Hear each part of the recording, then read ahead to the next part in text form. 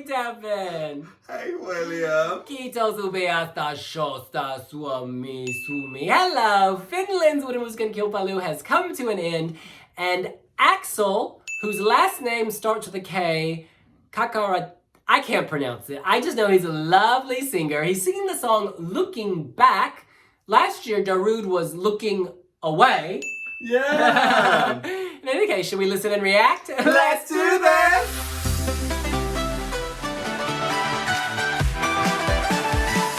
Thank you for inviting me to this reaction, because of course you've seen this. Yeah, so I was on the jury in Finland, and it was a really interesting experience. There were a lot of surprises. The jury did not agree at all. Lucia Perez from Spain and I both put Cicciolina first. Aksel got a lot of firsts. I believe Russia, Germany, and a few others as well. And then the public went for... Was he your last? No, he was second with the UK so jury. actually that's he was second. No, this is excellent. So yeah, I've given away my reaction. Yeah, I mean, you can debate the merits of Cicciolina versus this, but I think both of them were good songs. I think Finland was just tough this year, because I reacted to all the songs in the final, and I tell you what, I was having multiple orgasms, but this was not in my top 3. Sweden put Femme first, I remember, Bananas. Oh yeah, There were points all over the place. In any case, this is all about Aksel looking back, hitting play.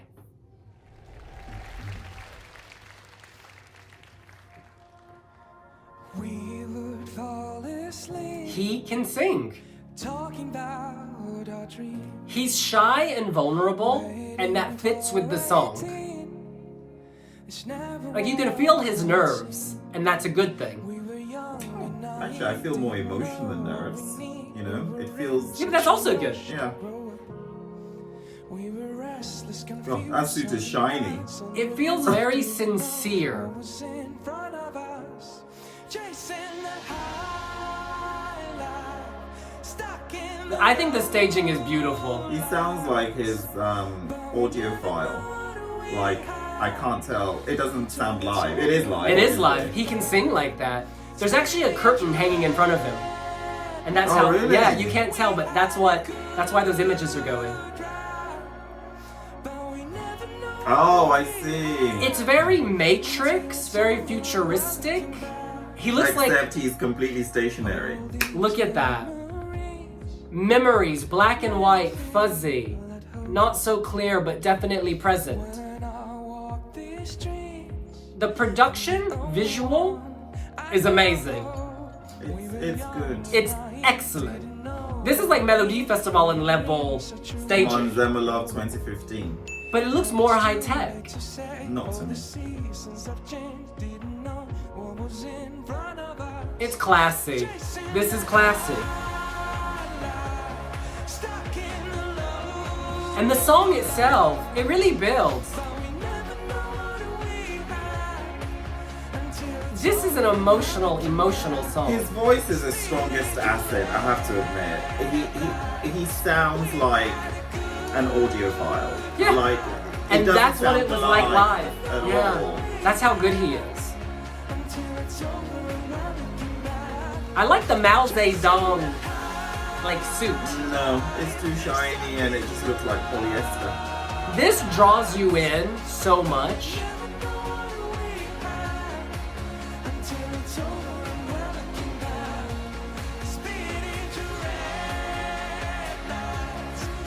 Oh, this will struggle. This will struggle. Struggle. What? You don't think this is beautiful? Oh, I think it's so beautiful.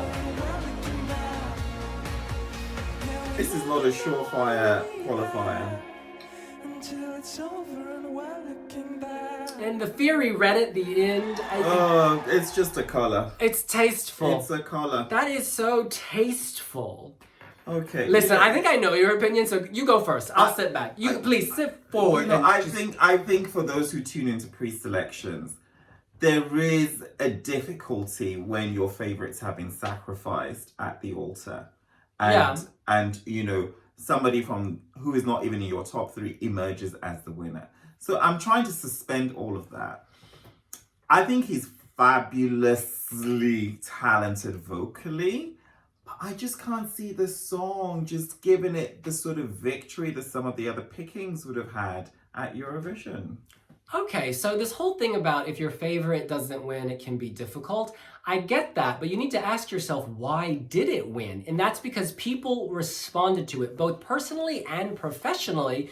People were responding. This cut across the most juries. When you look at the vote, this won the jury vote. And I remember talking to various jurors, from Russia, from Germany, and elsewhere, and they all commented on how lovely this was, how actually this is very commercial. You could hear this on the radio and on Spotify. I did put Erika Vikman first, and I put him second. I think his voice was superior to Erika's on the night. Oh, I can agree with that. His voice is fantastic. Yeah. Erika's song was more fun, and to me, the staging was more memorable. But this staging is very classy. I think of all the acts, this one elevated the most because of staging. And Erika's, maybe the staging, which I loved, and I did rank it first, remind you that. Yeah, it was first in my book. That staging was a bit messier than this. Overall, it worked for me, and I thought, okay, this is high impact, memorable, wacky, kooky. It would have been a media story. Go ahead. Can I just stop you there? The fact that this is second in a really strong field is telling. Second for you. Yeah. It's not even about who you put first, but this wasn't your last. So this is actually really a lot better than the other four. Oh, in my mind, it was, when I saw them live, because the studio cut of Aksel, to be honest, I wasn't so into, but when I saw the staging, I was like, whoa. It just elevated the most to me. And I think they have a good concept. I think it's classy. I think jurors at Eurovision... Who won the televote? Erika. Oh, right, okay. I think at Eurovision, jurors would not be afraid to put their name next to Aksel, but some of them may be afraid to put their name next to Erika because she's singing a song about a porn star, which a lot of people don't think kind of, resonates with women's empowerment and other issues. So it's like, if you look at it from that perspective, you could see, that's not how I voted or why I voted, but I think Aksel in that sense is safer. We should point out that Aksel came second in the televote, but only by 5 points. It was very close between Erika and Aksel. And that's significant because Erika's much more famous. Her husband, Danny, he's 77, she's 27. They're like a media story. They are a media story. He's one of the most famous pop stars in Finland, so people know her. She's always on the magazines, and yet Aksel still managed to come within 5 televotes. So clearly, that's very interesting. And so those of us on the outside, who obviously many people wanted Erika Vikman, including myself, but you've got to see the domestic audience really, really responded to Aksel as well. So this is not rigged. It's not a sham. They were both deserving in their own way, and he came out on top. And international music experts ranking him first because they don't have a backstory. So they're just like going with their eyes and ears on the night. Okay. The Netherlands jury gave Erika no points, I believe. None. Oh, okay. I find that it's polarized. Her act was more polarizing, whereas his got steady support. Yeah. And I gotta say, people have been asking me, was it rigged? No, it's not rigged. The producers didn't know who was going to win. Chasing the highlights, stuck in the low lights. High and low, pull points from everywhere and get to the top. It's a curious thing. Yeah. It will struggle at Eurovision 2020 though. I will say this, it's not the most memorable songs, but when you're watching it, I think it's quite beautiful and stirring. Yeah, but if Blackbird couldn't qualify, then I was just about to say that. And you know what? When you start listening to 40 plus countries and you need to make a choice, looking back ain't gonna be looking. Looking back will be looking away. I don't know. I've got to say there is something very sweet and endearing about him because I don't think he's necessarily the most comfortable in front of an audience, despite being a performer. And so the fact that they lowered this kind of sheath, it's like this very thin curtain, it's almost like it's protective for him. It protects him from the audience, but it lets him see the outside world at the same time. There's something quite poetic about that. But anyways, that may not make a difference at Eurovision. You can write an encyclopedia on figs and dates.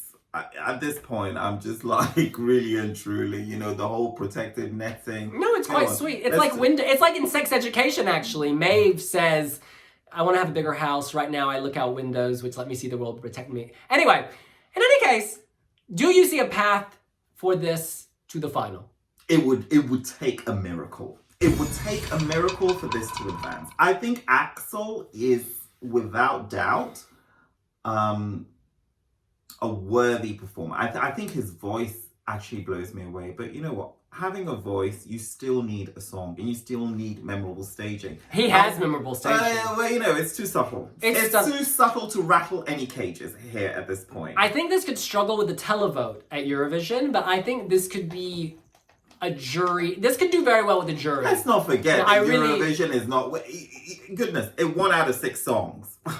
You know, we're talking 43 songs. Doesn't matter. I feel like the juries could really eat this up. This is one of the most visually arresting. Yeah, I know, I believe that. This is one of the more visually arresting songs. Clearly you've had your eyes closed for half the performances. I'm sorry, for instance, I love Montaigne's Australia performance. A lot of people think it's messy. This is not messy. Name another act going to Eurovision. La Vidna, Davina. Yeah, so she has on, Davina, you know, that has its merits, but this staging is more memorable than that. That's a fact. This staging is more memorable than that. In any case, look, we're just gonna have to wait and see. In any case, that's what I think. Actually. That's what we That's what think. you think. What do you think? Do you think there's a path for Finland to make the final? Do you love his voice as much as we do? Do you think the staging is high impact or forgettable? Let us know here on wiwibloggs.